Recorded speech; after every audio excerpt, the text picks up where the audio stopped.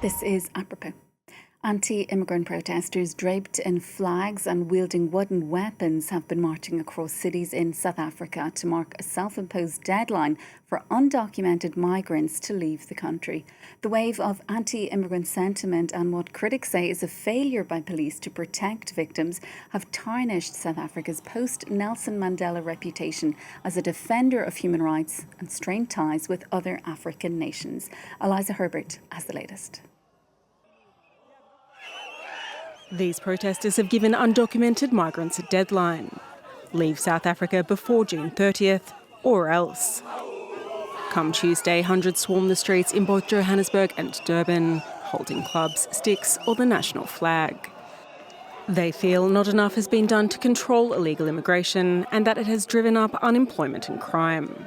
It's not only the illegal immigration that we're marching for, but it's also the crimes committed by illegal immigrants in our country, as well as the strain on infrastructure in our country, as well as government healthcare systems. The government did not recognise the deadline, saying only authorities can enforce laws. Still, thousands of migrants chose to flee. On the outskirts of major cities, they gathered in makeshift camps, waiting for repatriation buses. Many said they had been evicted from their homes, had property vandalised, or even faced death threats.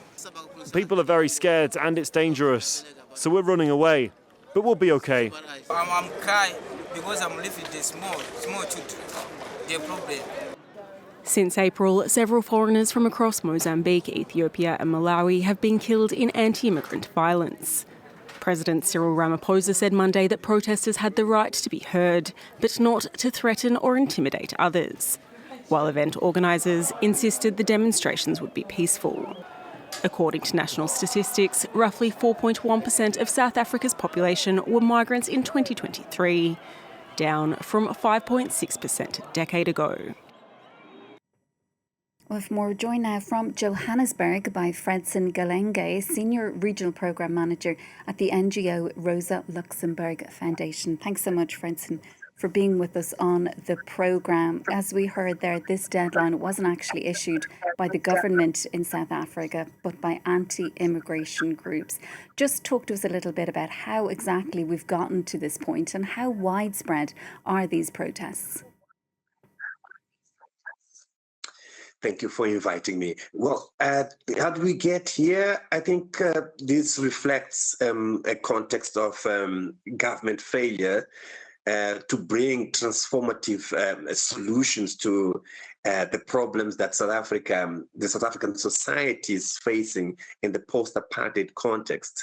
As we all know, it's not only the Black native South Africans that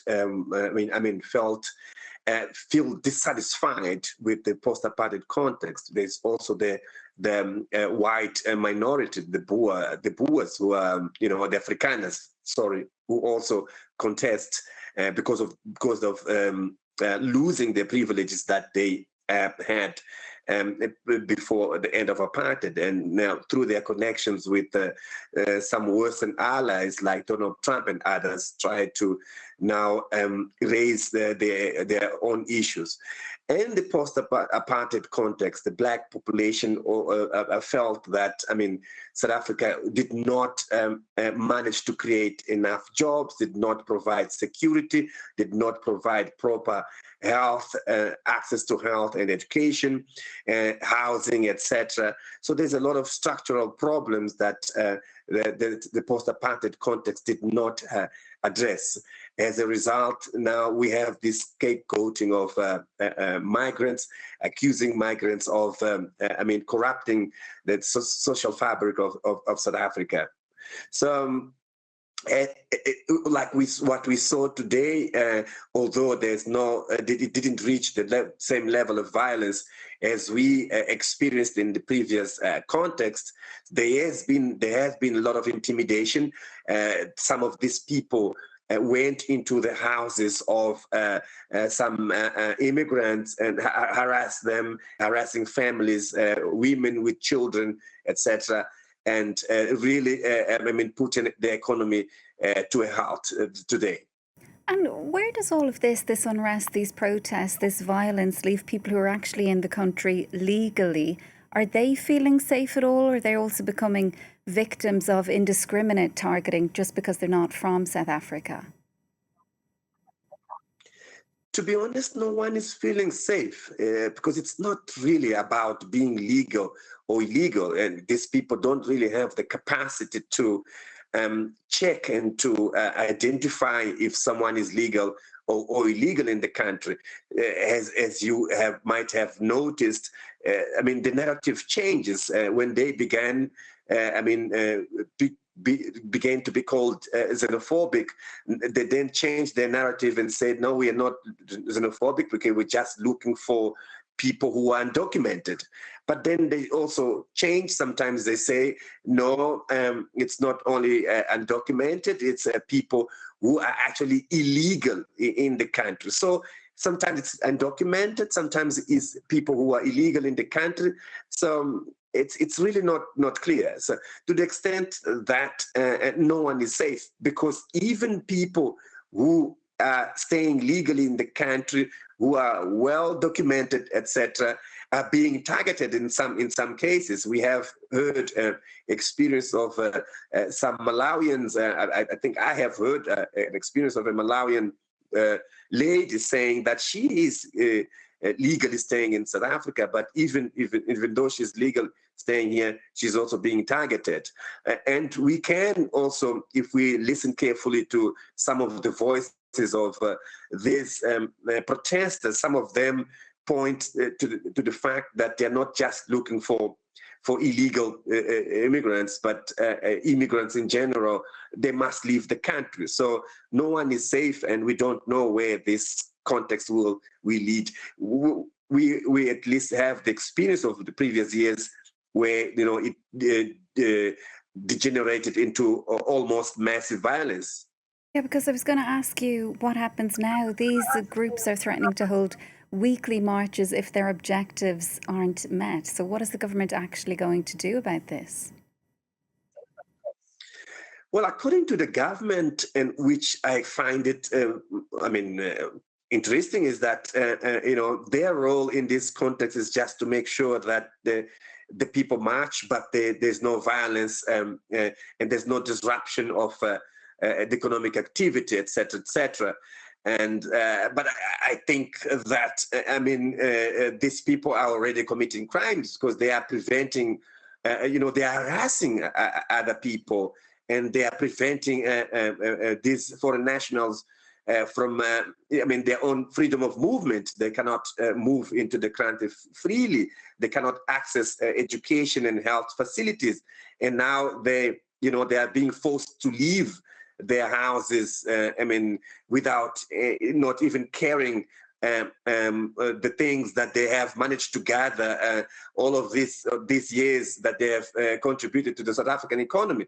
These people belong to the working class, and they have been contributing in taxes. They have been contributing with the economic, with their labor to the development of South Africa. South African economy was never going to reach this level of industrialization if it wasn't for the contribution of most of these people who come from neighboring countries like Mozambique, Zimbabwe, including Malawi, etc. So I think the economy has to lose a lot, and if this thing continues, if the government doesn't manage to contain this situation, I think this economic situation in South Africa is going to get worse. Is this sending to neighbouring countries? Also, what kind of damage is it doing to South Africa's reputation? It has traditionally been viewed as a destination for people who are fleeing conflict or who are fleeing economic hardship.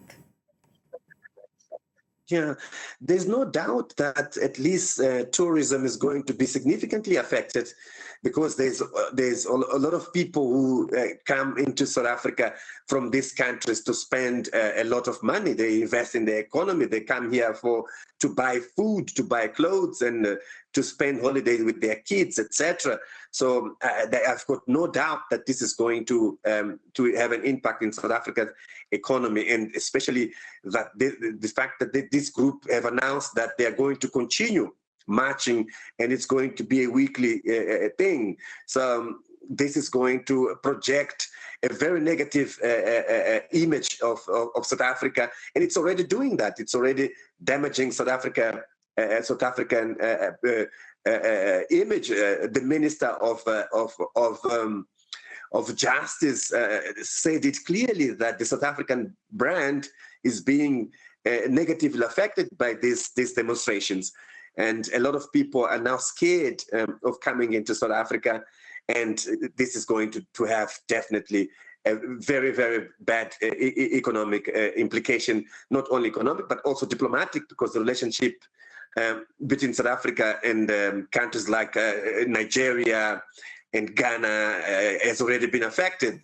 So there are politicians in Ghana pushing for a much stronger response from the Ghanaian government, as well as from the Nigerian government against South Africa. And we don't know what's happening in the diplomatic background, because I'm sure some retaliation, if this continues, might probably come. You mentioned the economic impact. What would actually happen to those sectors of the economy that rely so heavily on migrant labour if large numbers of people leave permanently? Yes, these sectors are going to suffer the most. So, for example, the agriculture relies substantially on the work of these people. The other areas is also mining, and most of them are also domestic workers. For example, construction also relies heavily on this on the work done by these people. So these areas are going to definitely suffer significantly. Not only these areas, but also South African families that provide accommodation for these people, rental, etc., housing for these people are going to suffer, and they're going to lose an income. But South Africa also relies very heavily on, because of its level of industrialization and cheap prices compared to the other countries in the region, it relies very heavy on cross-border trade. A lot of people come to South Africa to buy food and other items. And of course, in this situation, the number of people doing that is going to decrease significantly, and it has already decreased. So this is also going to have a significant impact in South Africa's economy. Fredson, we'll have to leave it there for now. Thanks so much, though, for being with us on the programme this evening. That is Fredson Guilengue, Senior Regional Programme Manager at the Rosa Luxemburg Foundation, joining us live from Johannesburg.